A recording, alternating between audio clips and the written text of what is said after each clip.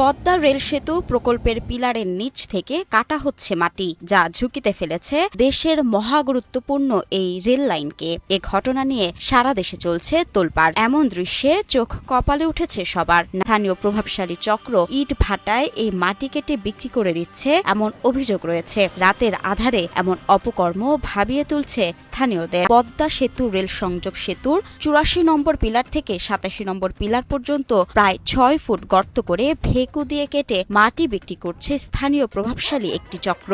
এদিকে পিলারের নিচে মাটি কেটে ইট ভাটায় বিক্রির খবর পেয়ে কাজ বন্ধ করান জেলা প্রশাসক। তিনি জানান, মাটি কাটা বন্ধ রেখে বৈধ কাগজপত্র দেখাতে বলা হয়েছে ঠিকাদারি প্রতিষ্ঠানের সাথে সংশ্লিষ্টদের। স্থানীয়দের দাবি, জরুরি ভিত্তিতে পদ্মা সেতুর পিলারের নিচের মাটি কাটার সাথে সংশ্লিষ্টদের চিহ্নিত করে আইনের আওতায় নিয়ে আসা হোক, যাতে ভবিষ্যতে কেউ রাষ্ট্রীয় স্থাপনার ক্ষতি সাধন করতে না পারে।